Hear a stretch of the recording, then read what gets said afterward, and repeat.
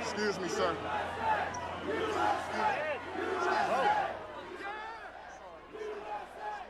Pro-President Trump protesters stormed the U.S. Capitol today, clashing with police and disrupting the constitutional process to confirm President-elect Joe Biden's win.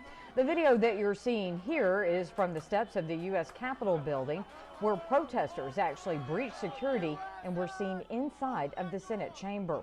The chaos forced lawmakers to evacuate one of them, our own U.S. representative. It was his first week in office and his first act as a new congressman for our District 11. August Fluger says he spent a majority of the afternoon in the U.S. Capitol in lockdown. Our sister station in San Angelo spoke with him this afternoon. Tatum Gwynn shares his perspective. Tatum. Hi, Crystal. Yeah, I'll start here. Congressman Fluger and his team are all safe. He says that they have been hunkering down in their offices inside the Capitol until everything is under control and they get that all clear. Now, like you just said, Crystal, he was in the House chambers ready to join more than 100 Republicans who had planned on debating today's Electoral College vote. That was until what we all know now. Protesters stormed the building, forcing the House floor to be evacuated. Here's Congressman Fluger's reaction to everything that unfolded today. In my oath to support and defend the Constitution, that's exactly what we were here to do, was peacefully debate the merits of a variety of arguments on our electoral system. And now, you know, what we've seen, and I strongly condemn any sort of violence that has happened here. I will say that from our perspective, it appears that a majority of people are remaining peaceful. However, there are those who've taken it a step too far, and that's just completely unacceptable to have that breach of violence and to take it a step far that is not in accordance with our Constitution, the very thing that we were setting out to protect, support, and defend today. Now, to reiterate, Congressman Fluger says that he does strongly condemn the violence at the Capitol today. He says that we are a country of law and order, and it must remain that way. He went on to say that stooping to violence is no way for any voice to be heard. Now, at last check, Congressman Fluger and his staff were still locked in his office, and they will stay there until they get the all clear. We saw word from NBC News and Associated Press that it appears they may return to the chamber sometime tonight to resume with that vote. We'll be sure to keep a close eye on that for you. Crystal?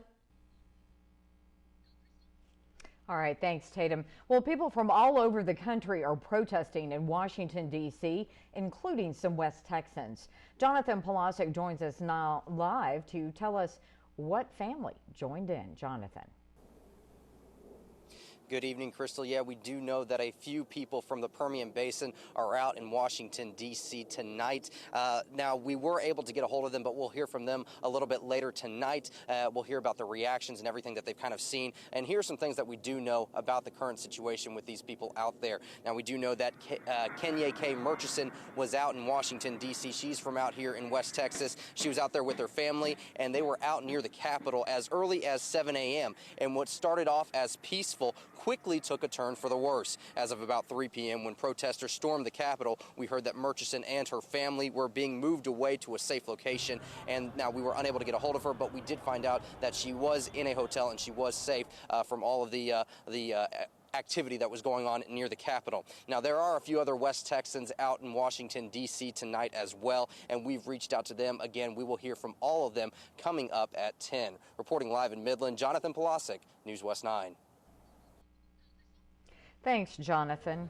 Well, protesters also gathered here in the Lone Star State. This is video from the state capitol building in Austin, where hundreds of people demonstrated today. People also demonstrated right here in Midland and Odessa this morning, protesting the integrity of the election. Many of the people we talked to today say it's important to voice their concerns and to show support for the issues they believe in. If we don't get it right this year or today, we'll never have another fair election. It's now or never. Oh, it's important to get involved in the community like this at the local level, because this is where it starts, in the heart of your cities, your towns, your counties. And the people that you elect in the local level are usually the ones that rise on up to the top levels, and they're the ones that are leading our country. This isn't the first time this group has held a small rally. They've been gathering peacefully on and off since Saturday. Well, tonight we are continuing to keep a close eye on what's happening in Washington, D.C. Some injuries have been reported, but Vice President Mike Pence and House Speaker Nancy Pelosi are safe at an undisclosed location. Alice Barr gets us up to date from Capitol Hill. Crystal, this has been a quickly changing situation, moving from dry speeches from lawmakers to life and death struggles inside the U.S. Capitol. Chaos at the Capitol today as protesters acting on behalf of a defeated president successfully disrupted the time-honored tradition of lawmakers counting electoral votes. Supporters of President Trump quickly overwhelmed and outnumbered heavily armed security officers, making their way onto the floor of both the House and Senate as lawmakers and their staff sheltered and waited hours for help. Vice President Mike Pence was among the first rushed to safety, and minutes later the Capitol was on lockdown as protesters laid siege both inside and out. Tonight, President Trump urging the protesters to stand down. This was a fraudulent election, but we can't play into the hands of these people. We have to have peace. President-elect Biden issued a strong condemnation. It's not protest, it's insurrection. The extraordinary scenes playing out on a day when Congress met in a joint session to count electoral votes that already certified Joe Biden as the winner. A group of Trump loyalists slowing down the normally standard procedure by rejecting results from a handful of battleground states, starting with Arizona. Is the objection in writing and signed by a senator? Yes, it is.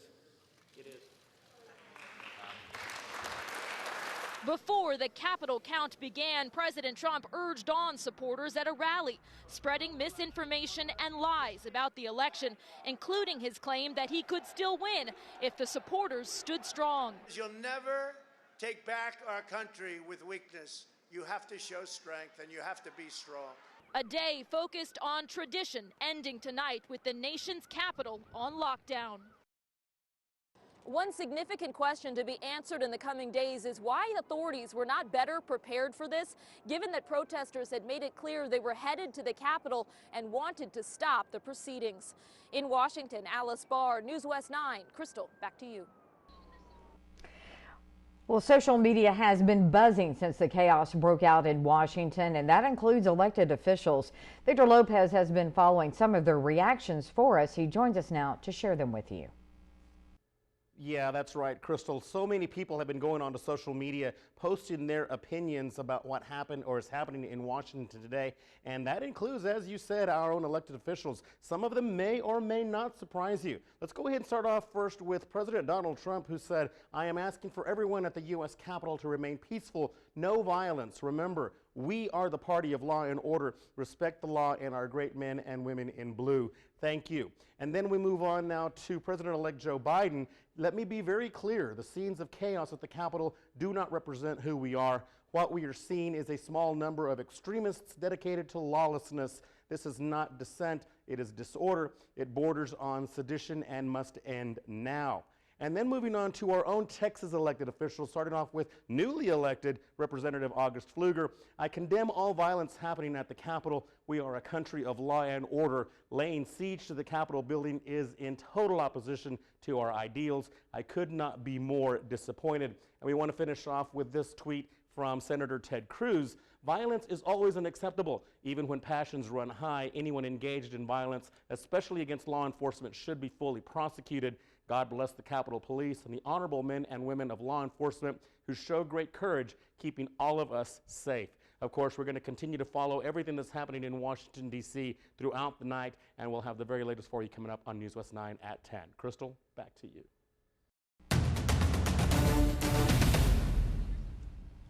Well, it's a race that everyone has been watching. Two Senate seat runoff races in Georgia. Tonight, NBC is projecting that both of the Democrats in those runoffs have won. Jay Gray has the latest on the high-profile elections right now from Atlanta. Hey there, Crystal. Good evening. This has been a hotly contested, closely monitored runoff, one that's sure to have lasting effects not only here in Georgia, but across the country. The counting continues in Georgia, but a day later, the results of Senate runoff elections here seem evident and historic. Late this afternoon, NBC News projecting Democrat Jon Ossoff the winner in his race against Republican David Perdue, a victory the 33-year-old actually claimed in this recorded message earlier in the day. It is with humility that I thank the people of Georgia for electing me to serve you in the United States Senate. Thank you for the confidence and trust that you have placed in me. There are a lot of votes out there. In the second runoff, Republican incumbent Kelly Loeffler has yet to concede, even though Democrat Reverend Raphael Warnock is the projected winner. As a pastor, you know, I'm used to walking alongside people at their high moments and their low moments, and it's the honor of my life that I get to represent the people of this very great state in the United States Senate. Representation unlike any in the history of this state. Warnock, the first black senator from Georgia and just the 11th African-American to serve in the upper chamber that, with the runoff sweep in Georgia, is now split, with Vice President-elect Kamala Harris holding the deciding vote as Joe Biden's administration begins in just 2 weeks. Election officials say they expect a vast majority of the votes to be counted by late tonight. Military and overseas ballots sent by mail will be accepted through Friday evening, which means formal confirmation of the runoff likely won't come until early next week. In Atlanta, Jay Gray, News West 9. Crystal, back to you now.